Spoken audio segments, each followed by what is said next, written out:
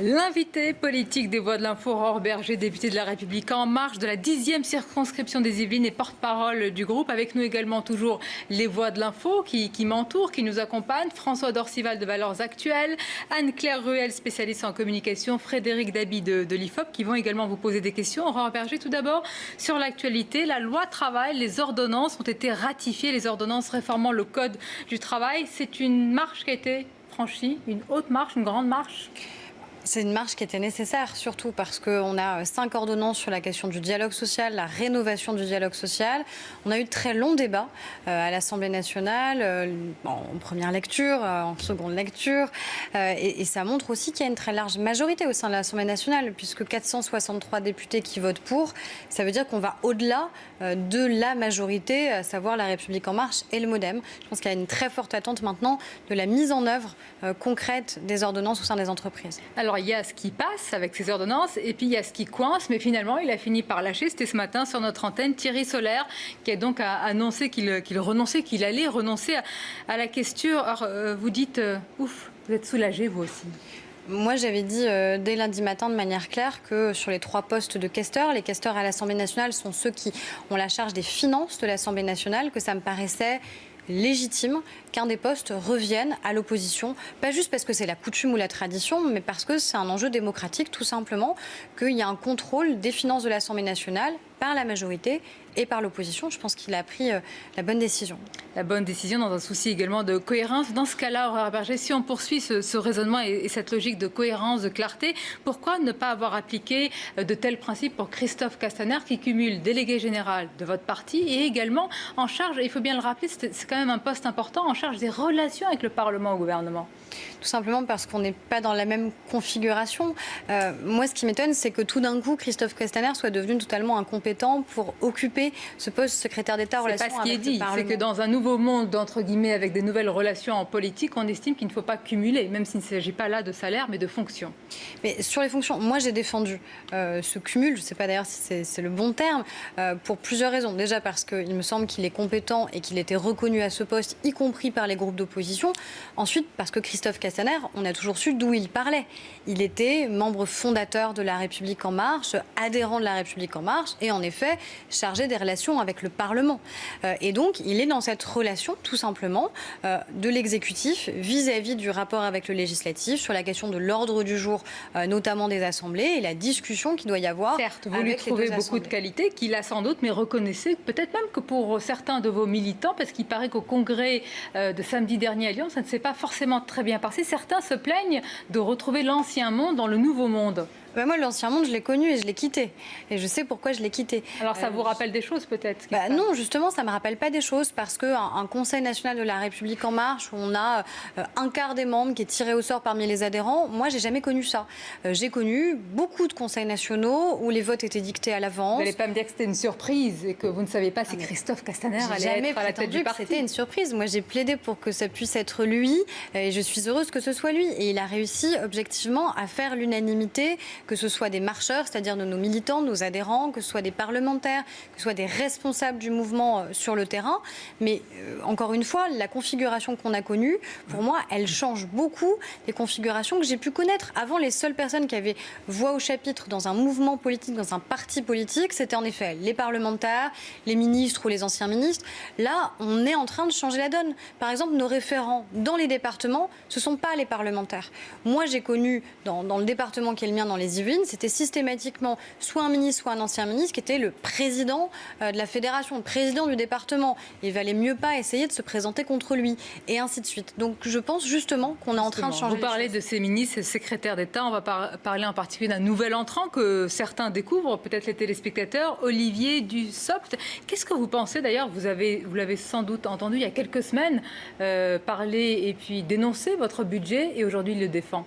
Est-ce qu'il le défend bien après l'avoir si bien dénoncé? Écoutez, j'attends de Est-ce qu'il le fait avec autant de conviction? J'attends de l'entendre à l'Assemblée nationale le défendre. Et pour l'instant, moi, je n'étais pas présente à ce moment-là. Moi, ce que je constate, c'est que ça a toujours été un parlementaire reconnu. Tout le monde a toujours reconnu son travail en tant que parlementaire. Et même avec un lien avec les territoires. Mais je vous parle de ses convictions sur un budget très important. Mais j'entends bien, il a appartenu en effet un autre parti politique et un groupe politique à l'Assemblée nationale dont il a suivi une forme de discipline. Et en effet, quand on est dans un groupe d'opposition, en général, on vote contre le budget parce que c'est un marqueur qui est important. Il a fait un choix. Moi, je vois très bien les critiques en opportunisme, etc. Vous les connaissez d'ailleurs, je les connais, on je les vous a ai reproché subies des moi-même. fidélités successives. Mais moi, je les ai subies moi-même, donc je peux en témoigner. Tout simplement parce que quand vous faites cette démarche-là, c'est un aller sans retour pour Olivier Dussopt.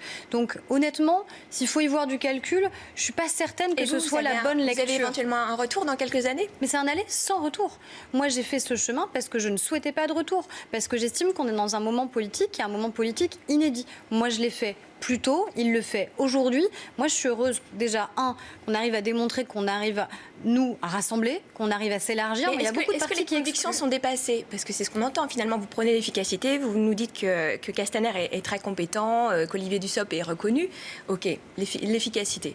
Mais quid des convictions ? Mais les convictions, c'est un projet présidentiel pour lequel on a été élu. Et c'est ça qu'on met en œuvre. Et que ce soit Christophe Castaner, Olivier Dussopt, Aurore Bergé, c'est ce projet-là qu'on met en œuvre. Et vous pensez que la gauche et la droite s'est dépassée ? C'est quelque chose qui est aussi... Peut-être que ces référentiels peuvent encore être intéressants ou utiles pour certains. Moi, je les pense plus pertinents. Parce que quand on regarde les clivages qui sont ceux de la présidentielle ou ceux qu'on a aujourd'hui, par exemple sur la question européenne, eh bien, je pense qu'elle traverse les partis politiques de manière bien plus prégnante que d'autres à venir de François Dorcival et de Frédéric Dabi, quand même une question importante sur votre projet, puisque vous en parlez. Il y a peut-être une zone un peu grise pour certains, Aurore Bergé, c'est ce que dénonce d'ailleurs l'opposition, sur des sujets sensibles, la laïcité, l'immigration. La lutte contre le terrorisme, peut-être pas, mais on va rester sur la laïcité. Certains dans votre parti, un député de La République En Marche, il s'agit d'Aurélien Taché, estime qu'il faut occuper le terrain. C'est-à-dire qu'il y a un vide, donc, si vous devez l'occuper. Je ne pense pas qu'il y a un vide, parce qu'il y a la parole qui était celle du candidat Emmanuel Macron et qui est très claire dans la lutte contre le communautarisme, dans la lutte dans ce qu'il appelle l'islam identitaire, dans la réaffirmation de ce qu'est la laïcité. Et je pense que sa parole, elle est très claire. Elle est aussi claire que celle de Manuel Valls ? Mais elle est peut-être différente. C'est pas parce elle est différente selon vous ? Non, mais moi, sur la laïcité, je pense que ça doit être un bouclier, ça ne doit pas être un glaive. Et c'est peut-être ça ce qui nous distingue. C'est-à-dire qu'à un moment, il faut réaffirmer ce qu'est la laïcité dans notre République. La laïcité, c'est un principe qui est fondamental et c'est un principe qui protège et c'est un principe qui se défend. Et je pense qu'il faut continuer à défendre ce principe par rapport à ceux qui ont envie de tester la République et qui ont envie, à mon avis, d'enfoncer un coin sur cette question-là. Mais c'est pour ça qu'il ne faut pas que nous, on donne l'impression soit d'avoir une parole qui manque, soit d'être divisé sur le sujet, parce que c'est un principe qui est un principe fondamental. Quand vous dites de ne pas donner l'impression qu'on est divisé sur le sujet, ça veut dire que ça vous titille un peu cette peut-être démarche du député de La République En Marche qui fait sienne, j'allais dire. Je ne voudrais pas qu'on laisse à penser qu'il y a un flou sur un sujet aussi majeur que la question de la laïcité dans notre pays, d'autant plus quand on voit les débats récents sur Plenel, etc. Entre Plenel et Charlie Hebdo, je sais où je me situe. Je sais que je soutiendrai toujours Charlie Hebdo face à ceux qui ont cherché à rendre respectable des gens qui ne le sont pas, comme Tariq Ramadan. Et je ne parle pas de ce qui se passe par rapport aux accusations d'agression sexuelle, parce que ça, c'est la justice qui définira si c'est vrai ou non. Mais quand on a un homme qui est infichu de dire que la lapidation des femmes est une horreur et qui proposait juste à l'époque un moratoire, c'est-à-dire on arrête quelques instants de lapider les femmes et puis on verra après si on reprend ou si on ne reprend pas. On ne peut pas avoir d'amitié, on ne peut pas avoir d'accointance avec ce type de personnes. François Dorcival. D'abord, une petite question de parti. qu'est devenu Richard Ferrand? Mais vous vous souciez de son sort, oui. Il est président du groupe La République En Marche à l'Assemblée nationale. J'étais encore avec lui ce matin. Ce qui est extraordinaire, c'est qu'il a disparu du paysage. Il a disparu du paysage. L'émission d'aujourd'hui en est la démonstration. De quoi parlons-nous? De Christophe Castaner, qui est le délégué général du mouvement. Est-ce que c'est l'actualité aussi bien qui sûr, fait qu'il a été élu? Et de Thierry Solaire, qui rejoint de votre président de groupe. Rien. Mais je suis frappé de cela parce qu'on ne le voit pas, on ne l'entend pas. Deuxième question. Quelle est la différence du mouvement par rapport au parti, alors que depuis que vous êtes à ce micro, vous nous expliquez que le but, c'est qu'il n'y ait pas de fronde, qu'il n'y ait pas de voix divergente, qu'il n'y ait pas de courant, mais qu'au contraire, la voix soit bien cohérente avec le projet du président de la République. Qu'est-ce que c'est qu'un parti? La si c'est pas réponse ça d'Aurore Berger. Déjà, moi, je n'ai pas de difficulté à parler de parti politique, parce que ce n'est pas un gros mot, un parti politique.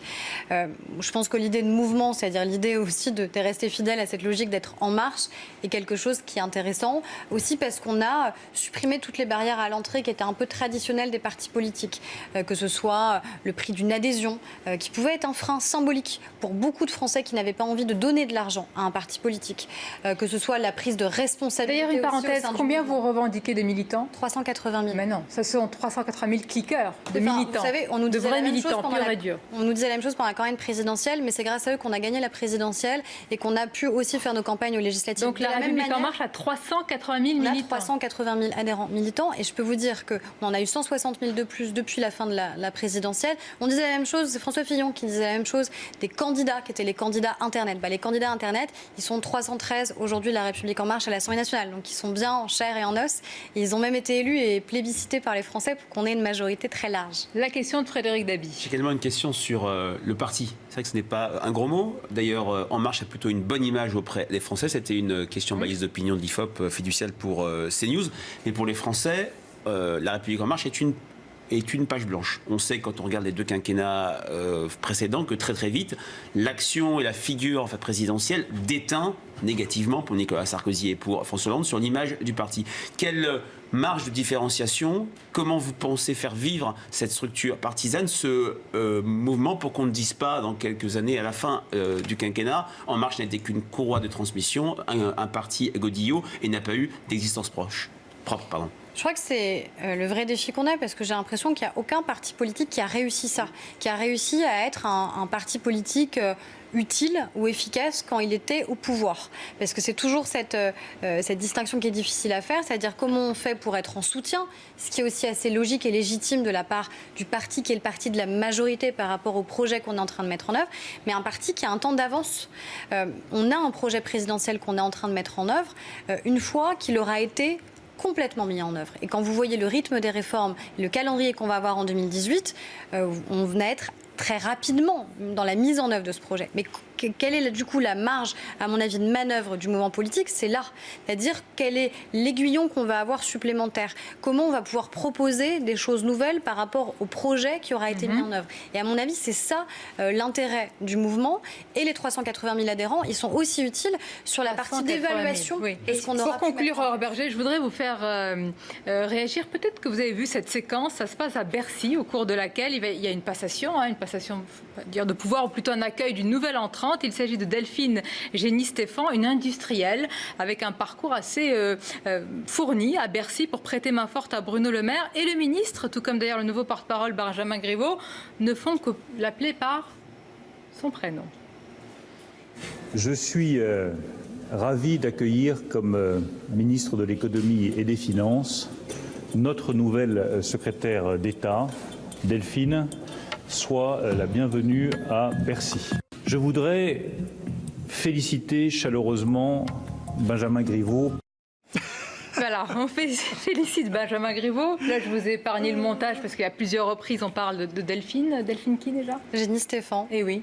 Écoutez, Benjamin et Bruno en échec. Oui, voilà, c'est bien de le dire dans ce sens-là. Devrait être vigilant aussi là-dessus. Je pense que c'est une habitude qui a été prise où les femmes sont régulièrement appelées par leur prénom, que ce soit par la presse, que ce soit par les autres interlocuteurs. Et c'est vrai qu'on ne se pose pas la question quand il s'agit. Quand on veut être exemplaire, il faut commencer par l'être soi-même sur différents sujets. Mais je suis d'accord et je pense qu'elle a un prénom, un nom et un parcours qui plaide pour elle et je pense qu'elle va le démontrer. Une question pour conclure, peut-être? Peut-être sur toujours cette histoire de parti. Et allez, la dernière question sur le parti. Le problème, c'est que vous avez peut-être 380 000 militants, mais c'est des militants qui ne sont pas ancrés sur des territoires. Et ça va être un vrai problème parce qu'effectivement, la question des territoires, de la proximité est un enjeu phénoménal pour la République En Marche. Je crois que vous réfléchissez autour d'une méthode Alinsky qui consiste à s'implanter sur le territoire justement pour mener des actions. Oui, avec une conférence sur les territoires à venir, évidemment, un enjeu important. Les adhérents, les militants, ils sont déjà rattachés à des communautés comités qui sont des comités locaux. Ils sont parfois des élus locaux, ils sont des responsables associatifs, ils sont ancrés dans les territoires et ils vont continuer à être ancrés dans les territoires parce que clairement aussi, un des objectifs, ce sera les élections municipales. Eh bien, on jugera tout cela à l'épreuve des faits. Merci Aurore Berger d'avoir été notre invitée. Merci aux Voix de l'Info, François Dorcival, Anne-Claire Ruel et Frédéric Dabi, qu'on vous retrouve avec plaisir tous les mardis ici même. Merci à vous, merci de votre fidélité. Restez avec nous sur CNews. L'information se poursuit à suivre. Laurence Ferrari pour Punchline.